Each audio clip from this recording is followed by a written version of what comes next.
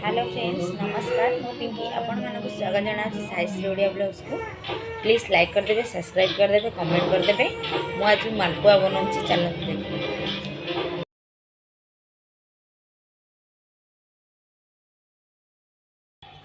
मालपुआ बनाया मुझे मैदा half KG चीनी सूजी 2 चामच गुजराती आउ पान मधुरी कदली 3टा क्षीर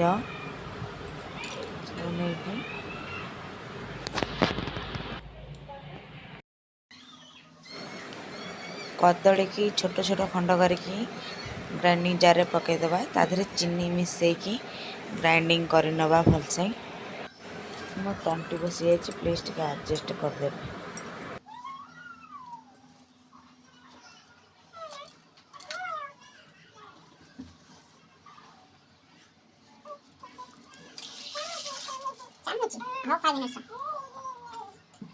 मुंडानी करने चीनी अधा नहीं आउ अधा रखिली सीरा बनैवा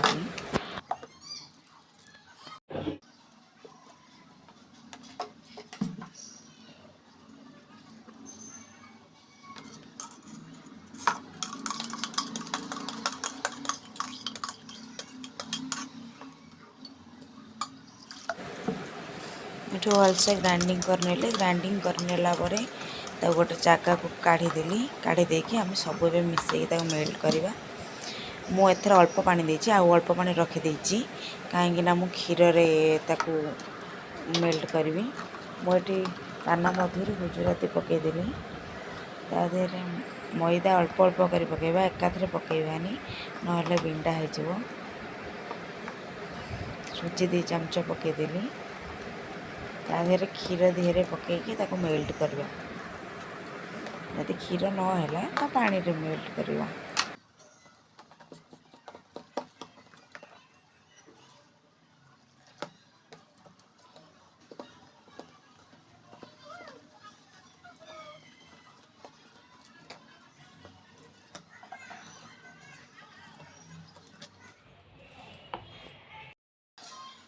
बैटर को एतिकी पानिया ही रखा ना अधिक पानिया हेले छाणीवा बेले बहुत असुविधा हे।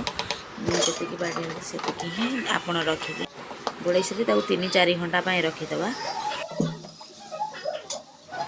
सीरा बसैवाई पैन गरम कली गरम करके पानी देली पानी देकी जो चीनी रखी थी से चीनी की पकईदेली गुजराती पकईबे गोटे गुजराती यूज करछि आपन चाहिए आपन टेस्ट अनुसार गुजराती पकई पारे। पूरा गाढ़ा है पर्यंत आम सीरा को बसै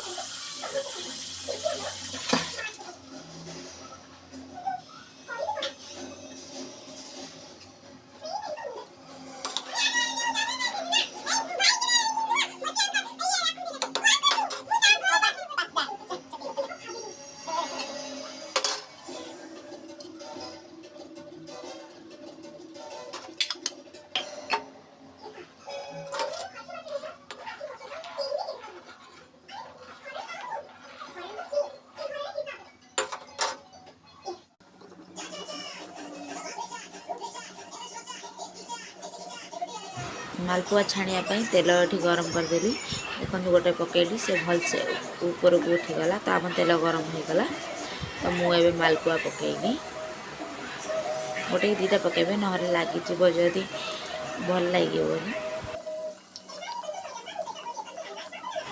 मालपुआ ऊपर को उठला माने सांगे सांगे नौटेबेनी किछि समय पर नौटेबे।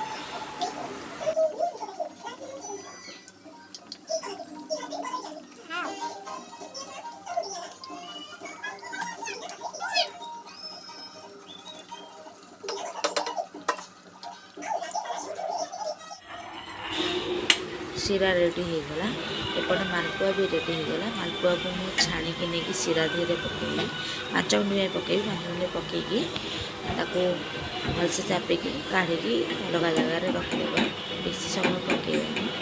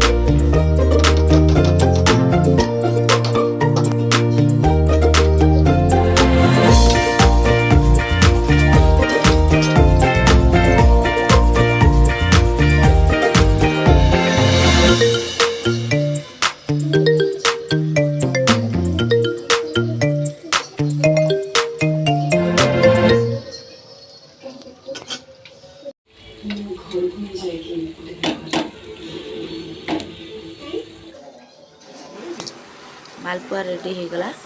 एठी तो सर्व करने बागेदेली ता देहरे बादाम रखी ताको काटिकी पकईदेली। आपण मैंने भी घरे ट्राई करूँ केमी है कमेंट करी कहतु। प्लीज़ लाइक कर दिंतु, सब्सक्राइब करदेवे।